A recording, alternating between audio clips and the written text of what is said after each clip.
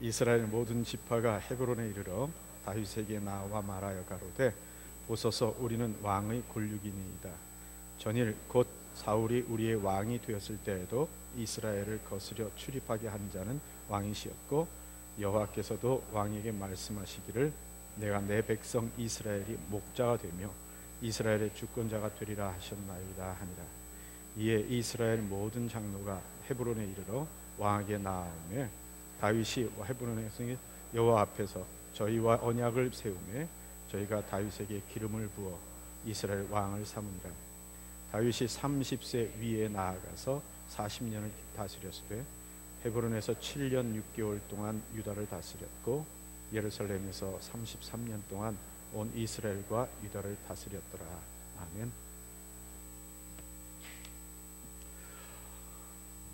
하나님의 때를 기다려도 될까요? 다시 말하면 하나님이 우리에게 주신 약속과 우리에게 주신 어떠한 계획에 대해서 우리가 믿음을 가지고 우리 나름대로 그것을 내가 어떻게 이루어 보려고 이런저런 방법으로 노력하지 않고 사용한 그런 것을 하지 않고 기다려도 우리의 인생이 아름다워질 수 있는가 하고 지금 질문을 하는 겁니다. 여러분께 한번 질문 드릴까요? 스스로 한번 대답해 보세요. 여러분들은 기다리는 편입니까? 아니면 기다리는 것을 못하고 무엇이든지 내가 방법을 선택해야만 가능한, 그리고 그 마음이 편한 타입입니까? 어느 쪽이십니까? 어느 방법이든지 때에 따라 할 수 있는 일이기도 하지만, 그러나 이제 하나님의 뜻을 찾는 데 있어서만큼은 이 부분에 우리가 생각할 바가 있습니다. 문제는 항상 먼저 자기 일을 선택해서 찾아가는 사람은 상당히 활동적이고 멋있어 보이기는 할지는 몰라도, 그런데 이 기다림이 얼마나 좋은가, 기다린 결과가 무엇인가 하는 것을 알 수 있는 방법은 없다라는 사실이 이 문제입니다. 기다리기에는, 기다려서 얻기에는 인내심이 부족하고, 또 기다림의 결과에 대한 경험이 없다 보니까 마음이 조급해지고 답답해지고, 그리고 자꾸만 그것이 불가능하다는 생각이 들기도 하고, 내가 기다리고 있다는 사실이 무능력하게 느껴지기도 하고, 무기력한 생각이 자꾸만 들기도 해버리는 많은 겁니다. 그래서 언제나 조급한 선택을 내가 빨리빨리 하면서 살아가다 보니까 내 마음속에 기다림은 곧 낭비다라는 생각을 자연스럽게 갖고 있는 것이 우리 보통 사람들의 모습이기도 합니다. 어떤 예를 들을까요? 일반 성도들의 예를 들면 거기에 해당되는 사람들이 있을까 봐 조심스러워서 목사 얘기를 좀 드리겠습니다. 목사에게도 그런 유혹이 올 때가 있습니다. 한 교회에서 오랫동안 이 부교육자의 삶을 살다 보면 담임 목사가 되는 것에 대한 꿈을 나름대로 꾸고 기도하게 됩니다. 그런데 그 현실적으로 이 담임 목사가 되는 하나님의 때를 기다린다는 사실이 이게 마음에 답답하고 막연함으로 찾아옵니다. 내가 여기 있는 건 누가 알아주는 것도 아니고, 그렇다고 요즘 목사님들도 많은데 내가 무언가를 한다는 것도 경쟁이 보통 큰 것도 아니고, 하여튼 여러 가지 생각 속에 마음속에 답답함만이 있는 겁니다. 그런데 교회에서 사역을 하다 보니까 점점 성도들 중에 나를 좋아하는 사람이 자꾸만 늘어납니다. 그래서 사람들이 나하고 같이 짓는 걸 좋아하면서 어떻게 보다 보니까 그룹 같은 것들이 형성되기도 하고, 또 가만히 있다 보니까 교회에 대한 불만과 섭섭함을 갖고 있는 사람들의 무리들이 눈에 띄기 시작하면서 그분들의 이야기가 들리기 시작을 합니다. 그러다 보면 교회의 혼란과 분열을 기회로 그 성도들과 나가서 개척을 하고 싶어하는, 교회를 설립하고 싶어하는 마음에 충동이 생기게 됩니다. 그리고 결국 교회의 혼란한 시기에 부목사로 있던 교회의 성도들과 함께 나가 교회를 근처에 설립하는 일들이 가끔 있기도 합니다. 저는 이 부분에 대단히 부정적인 생각을 가지고 있습니다. 이건 담임 목사니까 부정적이지, 이것이 아니라 그 처음부터 저는 이 부분이 그렇게 마땅치는 않았습니다. 왜냐하면 목회자로 하나님의 부르심을 받았다면, 그렇다면 그 부르심의 약속의 때도 하나님이 주실 거라고 하는 것에 대한 믿음이 없이 어떻게 목회자가 되려고 했던가 하는 생각을 갖는 겁니다. 어떻게 보면 부도덕한 일일 수도 있는데, 그렇게 교회를 세워서 영적으로 건강한 교회가 어떻게 만들어질 거라고 기대할 수 있는가? 실은 그렇게 해서 어떻게 그 입을 통하여 그리스도의 온전한 복음과 인격을 성도들과 나눌 수 있겠는가 하는 겁니다. 또 실질적으로 그렇게 가르쳐진 그 복음의 말씀이 교회 안에 열매로 나타날 수 있겠는가 하는 것에 대한 마음속의 회의를 가져보는 겁니다. 기다림의 시간이 긴 것은 그 후에 하나님께서 주시는 사명의 크기가 크기에 준비의 기간을 길게 주시는 것이라고 하는 그 믿음 정도는 가져야 그것이 목회가 가능하고 우리의 믿음의 삶, 성도의 삶이 가능한 것 아닌가 하는 생각을 해보는 겁니다. 물론요, 이 기다린다는 것이 아무것도 안 한다는 것은 결단코 아닙니다. 기다린다는 것은 적극적으로 하나님의 뜻을 찾는다는 것을 말하는 것이고, 기다린다는 것은 하나님이 나를 부르실 그때를 위하여 내가 나 자신을 준비해 나가는 것을 말하는 겁니다. 한 목사가 자기의 목회의 진로를 앞두고 하나님의 뜻을 찾을 때 하나님이 어디로 보내실지 어떻게 부르실지 모른다는 사실 때문에 맨날 빈둥빈둥 집에서 놀고 있다면, 그렇다면 그것으로 하나님의 사명을 준비하는 사람의 모습은 결단코 아닐 겁니다. 그 기간 동안에 자신의 은사와 능력을 위하여, 자기의 사역을 위하여 준비하고, 그리고 공부하고 훈련하고, 그리고 교육들을 택해서 준비해야 되고, 그리고 가능하면 도움이 될 수 있는 교회까지도 찾아가서 내 스스로가 그들을 위하여 또 나 자신을 위하여 훈련하는 그 일들이 이루어져야, 그래야 그것이 하나님 앞에 준비된 사람으로 쓰임받지 않을까 하는 생각을 해보는 겁니다. 하나님은요, 다윗이 어렸을 때 그 다윗을 왕으로 세우시겠다고 약속을 하고 기름을 부으셨습니다. 사울이 왕이 된 후에 이 사람이 왕이 되자 하나님의 왕되심을 버리고 자기 스스로가 왕이 되려고 교만히 행했던 모습들을 자꾸만 드러냅니다. 그러자 하나님께서 이 사무엘을 베들레헴이라는 곳에 보내셔서 이세의 막내 아들인 다윗에게 기름을 부어 그를 왕으로 세우기로 하나님께서 명하시고 행하셨습니다. 우리 사무엘상 16장 12절 13절 한번 읽어보죠. 같이 읽을까요? 시작. 이에 보내어 그를 데려오며 그의 붉고 눈이 빼어나고 얼굴이 아름답더라. 여호와께서 가라사대 이가 크니 일어나 기름을 부으라. 사무엘이 기름불을 취하여 그 형제 중에서 그에게 부었더니 이날 이후로 다윗이 여호와의 신에게 크게 감동되니라. 사무엘이 떠나서 라마로 가니라.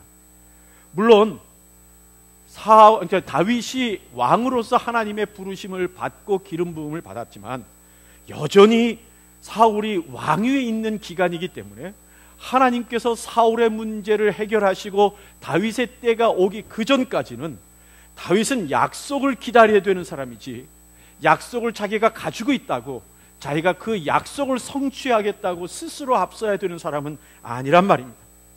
스스로가 왕으로 하나님의 이 세우심을 받았다고 떠들고 다니거나, 그리고 그 왕뒤를 어떻게든지 빨리 얻으려고 못 견뎌서 음모를 꾀하는 그런 일들은 결단코 해서는 안 되는 일이란 말입니다. 세우겠다고 약속하시니가 하나님이시라면, 그러면 그 약속을 이루시는 이도 하나님이시라는 사실을 우리가 믿어야 하지 않겠느냐 하는 겁니다.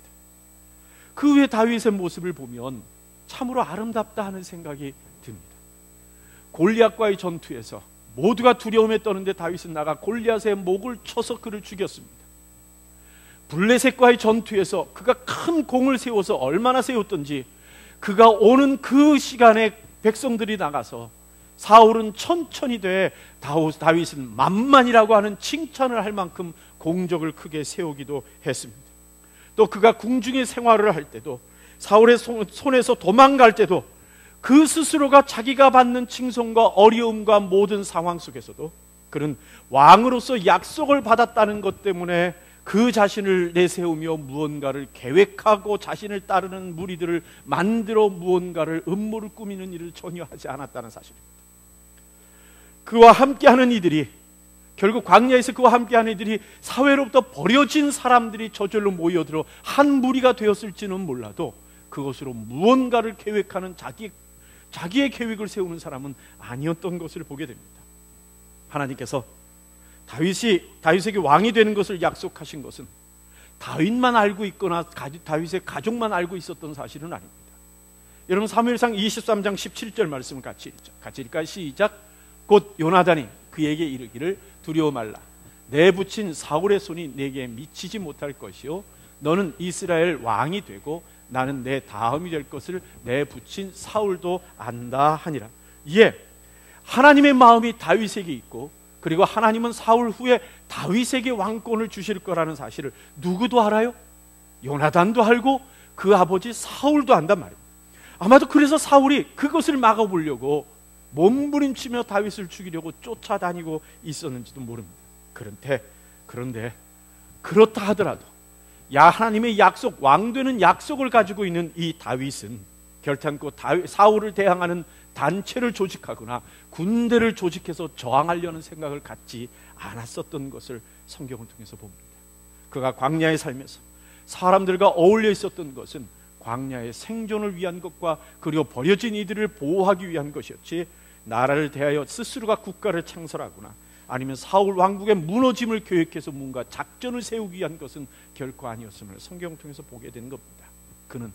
다윗은 단지 하나님의 때를 기다리는 사람이었었습니다.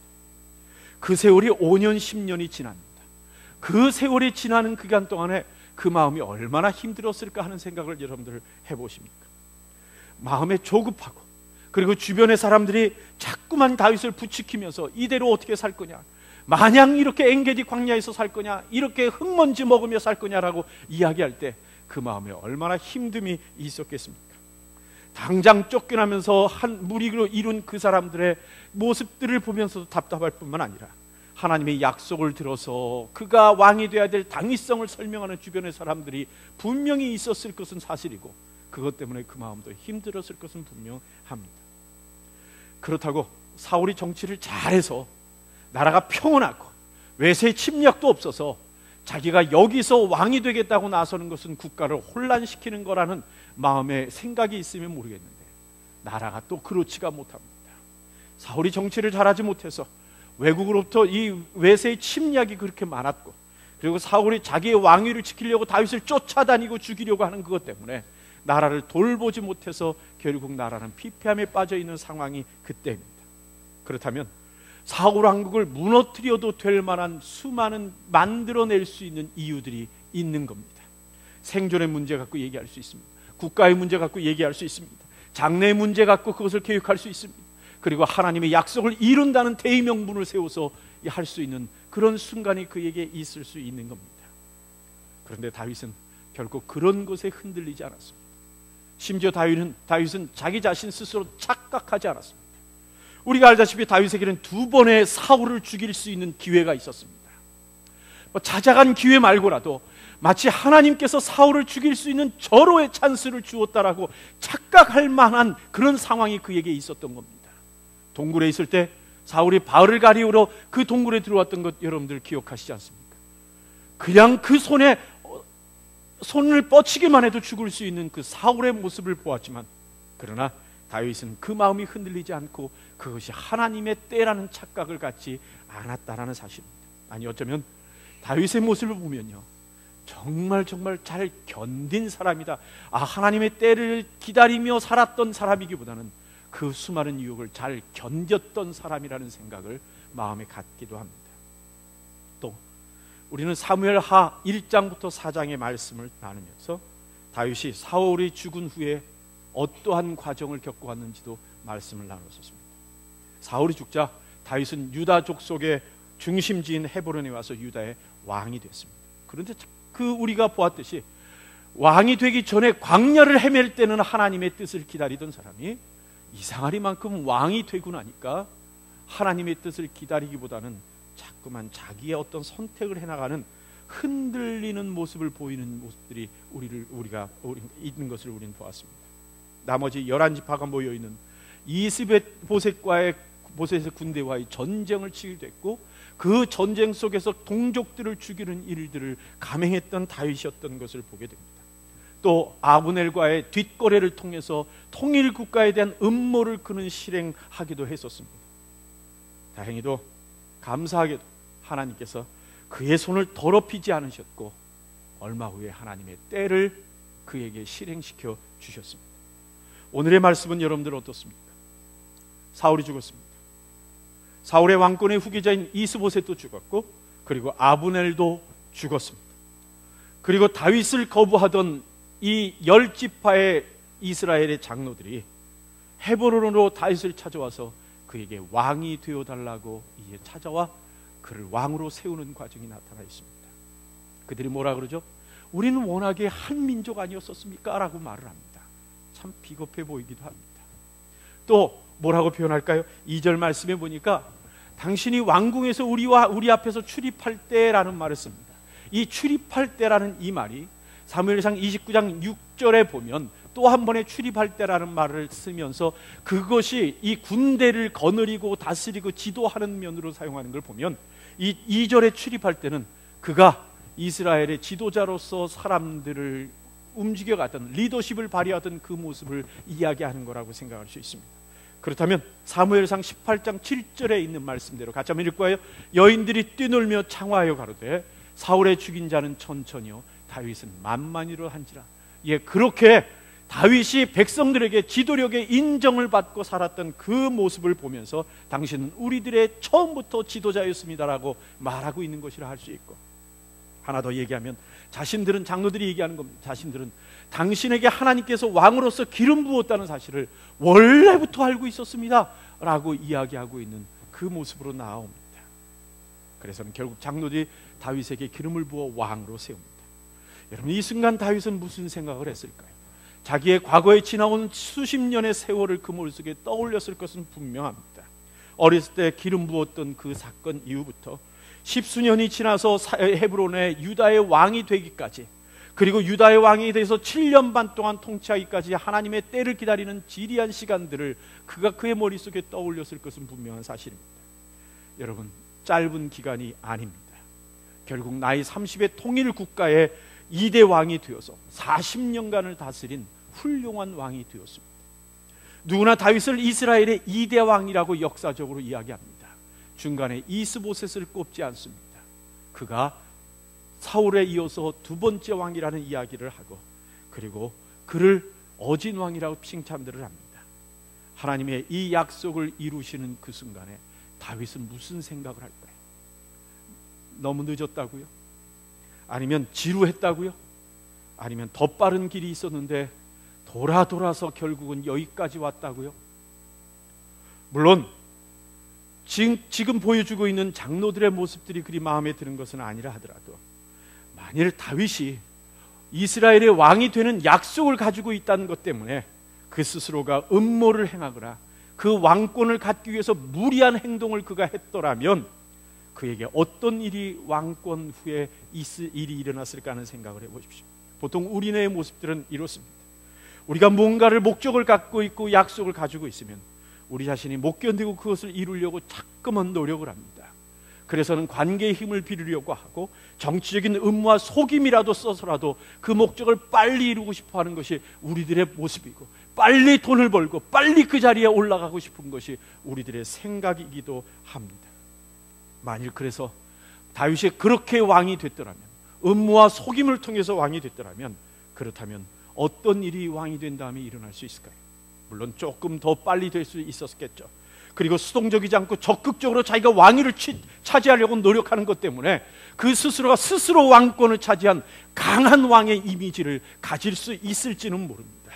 그러나 그 과정에서 결국 그는 더러운 때를 왕권을 위하여 받아들일 수밖에 없을 것이고, 그리고 그때의 죄악들을 행할 수밖에 없을 것이고, 그 불결한 흔적들 때문에 그가 왕 위에서 왕의 역할을 하는 동안에 그는 결코 편할 수가 없게 되어버리고 맙니다. 결국 왕이 되자마자 나라는 썩기 시작할 것이고, 갈등과 내분 속에 시달리는 나라가 되어버리고 말 겁니다. 마치 이스보셋처럼, 이스보셋이 왕이 되지 않은 것보다 못한 사람이 되어버렸던 것처럼 다윗도 결국 그런 사람이 되어버리고 말 것입니다. 자, 우리 이렇게 한번 생각해 봅시다. 하나님의 약속은 어떻게 이루어져야 하죠? 하나님이 우리에게 세우신 계획은 어떤 방식으로 이루어져야 할까요? 그 속에 음모가 끼면 어떻게 될까요? 그 속에 거짓이 끼면 어떻게 될까요? 그곳에 그 하나님의 약속을 이루는 그때의 무고한 피가 흘려지면 어떻게 될까요? 그 가운데 내가 힘이 필요하다고 부정한 일들을 끌어들이면 어떤 일이 생길까요? 더러운 돈이 들어오고, 그리고 마음에 악한 생각을 갖고 있는 사람들을 그들의 힘을 빌리기 위해서 하나님의 약속을 이루는 과정 속에 끼어들게 하면 결국 하나님의 약속은 어떻게 되어버리고 말까요? 그 결과 하나님의 약속이 온전히 우리에게 이루어질 수 있을까 하는 생각을 해봐야 합니다. 우리나라의 역대 대통령과 수많은 정치인들 중에 많은 사람이 그리스도인이었던 것은 우리는 다 알고 있습니다. 하지만 그 과정이 온전치 못한 결과 때문에 정치도 제대로 못하고 결과적으로는 하나님께 모욕을 드리는 그런 일들을 맞이하는 것을 우리는 보아왔습니다. 국회의원이 되나 대통령이 되나 어느 한 회사의 고위층이 되나 한 단체의 장이 되나 아니면 돈을 많이 버는 사람이 되든 간에 다 하나님의 방법으로 행하고 하나님의 때를 기다리려고 하는 자세가 아니고 내 스스로의 조급함으로 행하려고 하는 우리의 선택이 앞선다면 결과적으로 어떤 일들이 나타날까 하는 생각을 우리는 미리미리 한 번쯤 생각해 봐야 합니다. 그런 다음에 대통령이 되고, 아니 그런 다음에 회사의 중역이 되고, 아니면 그래서 돈을 좀 모은 다음에 그때부터 기도를 시작하면서 하나님 관계가 깨끗하게 하옵소서, 그리고 내가 지금 지도하는 이 단체가 하나님 거룩하게 하옵소서라고 얘기한다고 그것이 그렇게 이루어질 수 있는 것인가 하는 생각을 우리 해볼 필요가 있습니다. 결국은 자신도 하나님도 세상의 비난거리밖에 되지 않을 겁니다.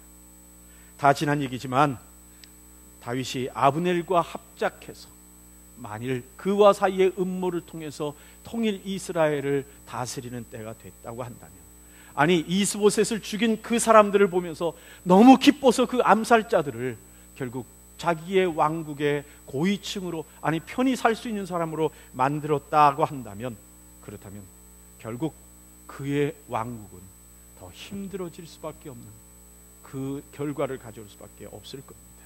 물론 이런 추측이 이루어지지 않았긴 했지만 이런 것은 우리의 삶 속에서 너무나 쉽게 선택할 수 있는 일이기에 우리가 조심히 봐야 될 부분입니다. 하나님의 때를 기다리는 것이 그리 쉽지 않다는 사실을 우리는 알고 있습니다. 세상이 워낙 빨리 움직이고요, 그리고 생존 경쟁이 우리가 생각하기에 옛날보다 훨씬 심해졌다라고 말할 수 있을 겁니다. 어느 영국에 있는 단체가 이 조사를 했다 그러죠. 런던의 가장 번화한 이 금융 중심가의 길거리를 촬영했다 그러죠. 매년 촬영을 했는데 뭘 촬영했냐면 사장이 얼마나 바빠지는가를 보기 위해서 촬영을 했는데 10년 동안에 10%의 걸음걸이가 빨라졌다 그러죠. 사람들이 걸어가는 속도가 10년 전보다 10%가 빨라졌다 그럽니다. 그렇게 세상이 많이 바뀌고 급해진 세대니까 우리 마음속에 이런 생각이 들 수 있습니다. 아니 기다려요? 라는 말은 마치 우리가 넉넉고 그냥 무기력하게 할 일 없이 남아있는 그런 모습으로 보여질 수 있을지 모릅니다. 그래서 우리 마음속에 기다림 자체가 불안감으로 우리를 끌고 갈지도 모릅니다. 그러나 우리가 알고 있습니다. 기다림은 포기하는 게 아니라고요. 기다림은 모든 것들을 우리가 버리는 것이 아니라는 사실입니다. 사탄이 그 마음을 우리에게 주는 겁니다.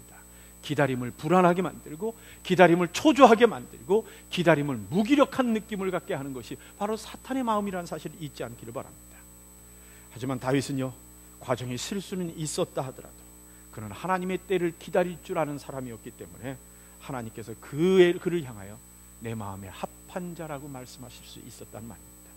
그 결과 그는 40년의 왕국의 평안함이 있었고, 그리고 그 아들 때 솔로몬의 때까지 그 왕국이 건재할 수 있었던 이유가 바로 그것이라고 생각합니다. 그리고 이스라엘의 국가에 있는 상징이 바로 다윗의 별이라고 이름 명칭하는 것일 만큼 다윗은 그 나라의 어짓왕으로서 인정을 받았습니다. 여러분, 이스라엘 백성을 데리고 광야로 나왔던 모세를 기억하십니까? 그가 40년간 이스라엘을 광야로 이끌어 다녔습니다.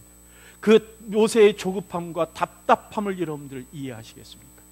가나안 땅이 지척인데도 불구하고 한 달이면 들어갈 수 있는 그곳을 들어가지 못하고 그 광야를 뺑뺑뺑뺑 돌아했던 그 마음, 2년 만에 도착한 그곳인데도 불구하고 또다시 뒤로 돌아서 38년을 광야에서 헤매야 되는 그 모습에 모세는 얼마나 답답함이 있었을까 하는 겁니다. 60만 대군입니다. 장정만 60만입니다. 여러분, 장정만 60만이 한 곳에 모여 있다는 얘기는 이건 엄청난 힘입니다. 그 60만이 몰아서 가기 시작하면 못 넘어뜨릴 나라가 어디 있단 말입니까? 그러니 그 마음속에 그 군대를 끌고 가서 뒤엎고 싶은 마음이 왜 없었겠습니까? 그러나 그가 하나님의 때를 기다리며 하나님의 말씀을 순종하였기에 그는 하나님의 친구라 불리움을 받았던 것을 우리는 알고 있습니다. 때를 기다림? 그럼 기억나는 사람이 있습니다. 누굴까요? 네, 그러면 요셉이죠. 그렇죠? 그가 노예로 팔리고 죄수로서 누명을 쓰고 있음에도 불구하고 하나님의 자신을 이끈다고 하는 하나님의 때를 위한 순종이 그에게 있었기에 그를 하나님께서 높이셨습니다. 형의 집단이 자기에게 절했습니다. 하늘의 별들이, 해와 달이 자기에게 절을 했습니다. 그 꿈을 가졌던 그입니다. 그런데도 그 꿈이 이루어지기보다는 도리어 그가 예상하지 못했던 곳으로 끌려다니고 어려움을 겪는 그 모습을 보면서 하나님 앞에, 하나님 언제 그것을 이루시겠나이까? 하나님 언제 그 꿈이 이루어지는 겁니까? 하는 답답함의 기도를 했을 거라고 생각하지 않으십니까?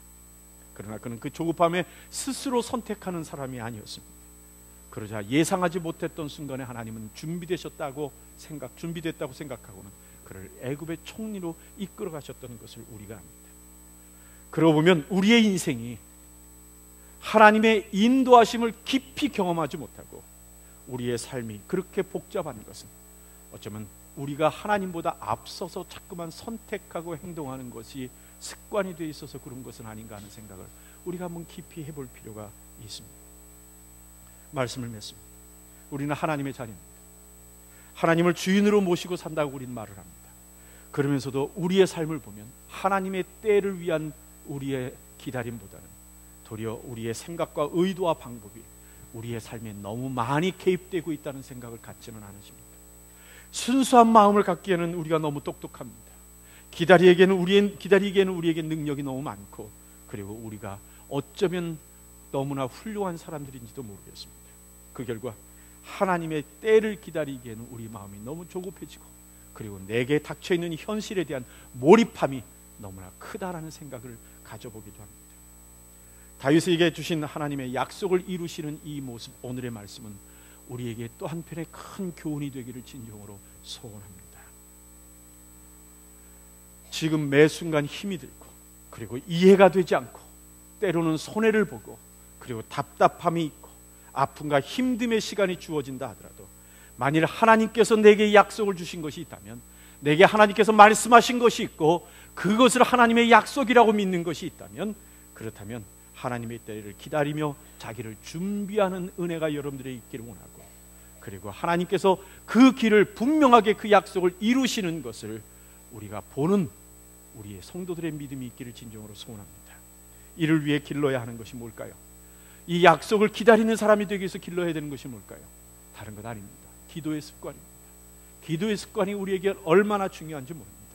기도 중에 하나님의 음성을 듣는 습관이 우리들에게 길러져야 됨을 잊지 않기를 바랍니다.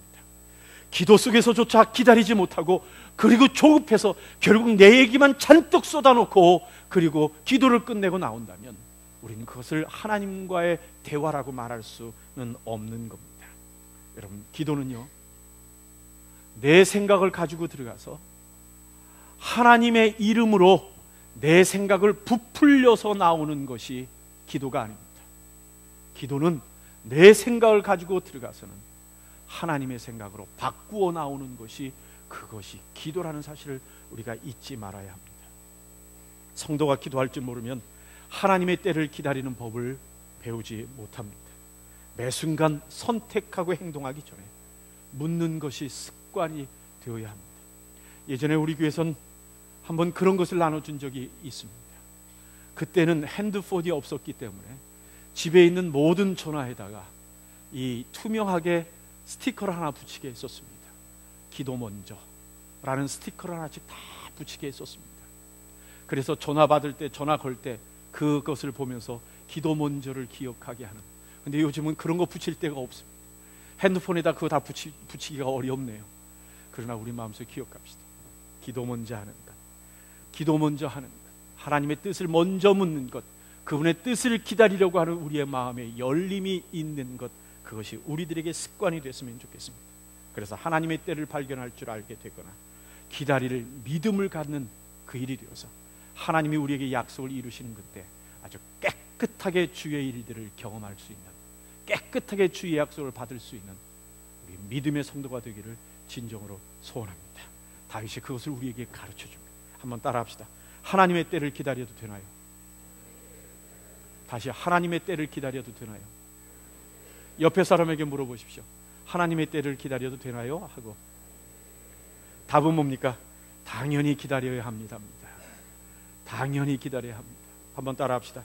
선택하기 전에 묻고 행동하기 전에 물읍시다.